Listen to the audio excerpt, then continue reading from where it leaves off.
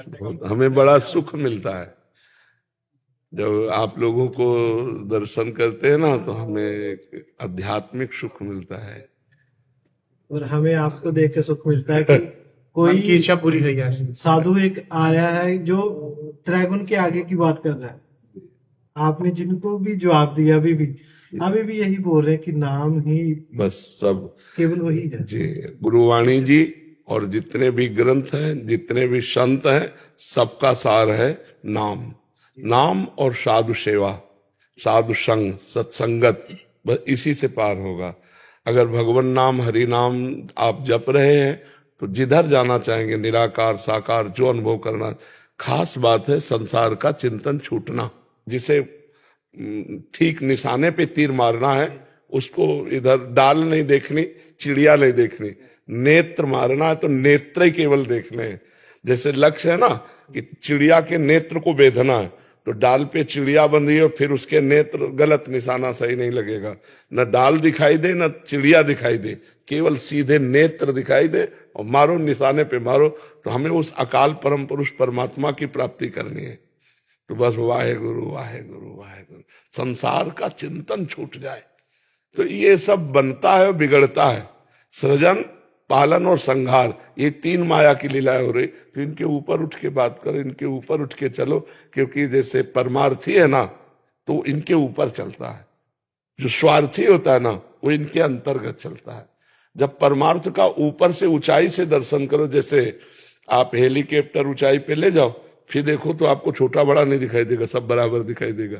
तो जब ऊंचाई पे चढ़ोगे तो समदर्शिता आएगी, समदर्शन, सब में एक ही परमात्मा रमा हुआ है। ये अनुभव बिना वो मोक्ष को प्राप्त नहीं होता, वो परमात्मा को प्राप्त नहीं होता। सर्वम खलमिदम ब्रह्म ने नानास्ति किंचन, सब में वही राम रमा हुआ है, सबके हृदय में रमा हुआ है। वही मूर्त है साकार, वही अमूर्त है निराकार, वही जड़ है, वही चैतन्य है। उसके बस शांत हो जाओ, चिंतन शून्य हो जाओ। अगर चिंतन है तो परमात्मा का, नहीं तो अपने स्वरूप में, तभी बात बनती है। अब लोग चलते तो हैं भगवत मार्ग में और फंस जाते हैं कंचन कामिनी कीर्ति। तो वो लक्ष्य नहीं पाया, वो ठिकाना नहीं पा पाया जहां ठिकाने पे पहुंचना चाहिए। वो जो परम सत्य है, परम वैभव स्वरूप है, कालातीत है, अकाल है, उसकी प्राप्ति के लिए हमें मानव देह मिला। ये सब गुरु जी। हाँ, कृपा तो सबके ऊपर गुरुजनों की है। हम बस उस कृपा को पकड़ लें। जैसे सुना और चल दिया, वो पहुंच गए। जो सुना और सुनाने लगे वो बैठ गए, वो नहीं पहुंच पाए। पहले पहुंचो, पहुंच करके फिर बोलो, तब तो बात समझ में आएगी। और जो पहुंचा नहीं तो फिर इसी प्रपंच का सुख लेने लगता है, थोड़ा घुमा के लेने लगता है। पहले था कि मायाकृत को सीधे ग्रहण कर रहा था, अब माया को इस भेद से घुमा के ले रहा है। तो वो परमात्मा की प्राप्ति नहीं हो सकती। परमात्मा की प्राप्ति के लिए सीधे आपका परमात्मा से संबंध है, उसे स्वीकार करो और नाम जप करना शुरू करो।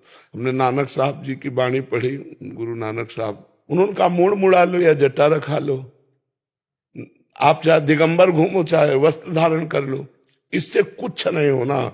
जब तक तुम परमात्मा का निरंतर सुमिरन नहीं करोगे, नाम जप नहीं करोगे, तब तक कुछ नहीं होने वाला।